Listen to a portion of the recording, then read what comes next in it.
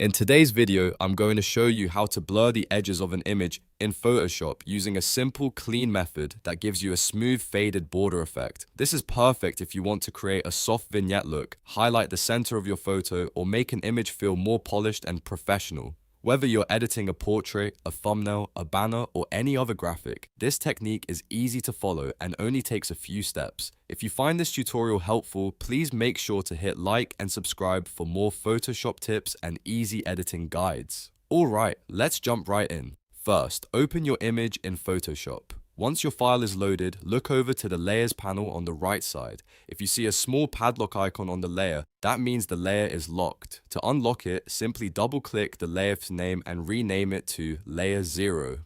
This step is important because Photoshop often protects the original background layer, and unlocking it lets you apply edits properly. Now that the image is unlocked, we need to define where the blur effect should begin. To do that, select either the rectangular marquee tool by pressing M or use the elliptical marquee tool if you want a more rounded fade. Then click and drag over your image to create a selection. Make sure you leave an even border of space between the selection and the outer edge of the canvas. Everything inside this selection will remain sharp, and everything outside it will eventually become blurred, so take a moment to position it carefully. Once your selection is in place, the next step is to invert it. Right now, Photoshop is selecting the center area, but we actually want the edges. To swap that selection, go to the top menu and choose Select, then Invert. If you prefer shortcuts, you can press Ctrl, Shift, and I on Windows or Command, Shift, and I on Mac. After that, you'll see the marching ants move so they now surround the outer edge of the canvas as well as the original selection boundary. This means the edge area is now active and ready for the blur effect. Before we apply the blur, we need to soften the selection border so the transition looks smooth instead of harsh. Go back to the top menu, click Select, then Modify, and choose Feather. You can also use the shortcut Shift and F6. A pop-up box will appear asking for a feather radius. This is where you control how soft the fade will look. If you're editing a standard web image or a smaller graphic, a feather value between 20 and 40 pixels usually works well. If you're working with a large high-resolution image, like a 4K photo or detailed design, you may want to go much higher, anywhere from 80 to 150 pixels. The higher the value, the deeper and smoother the fade will become.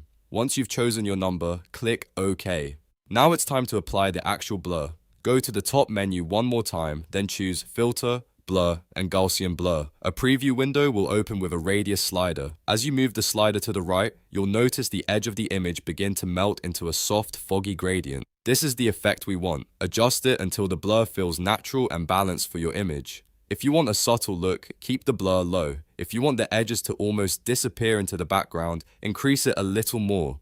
When you're happy with the result, click OK to apply the blur. After the blur has been applied, press Ctrl and D on Windows or Command and D on Mac to deselect the active selection. This will remove the marching ants so you can see your finished image clearly, and that's it. You've successfully blurred the edges of an image in Photoshop.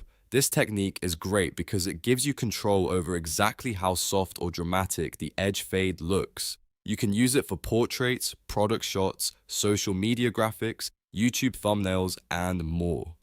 Once you practice it a few times, it becomes a very fast workflow you can use again and again. If this tutorial helped you, please give the video a thumbs up and subscribe for more Photoshop tutorials, photo editing tricks, and beginner-friendly design tips. Thanks for watching, and I'll see you in the next one.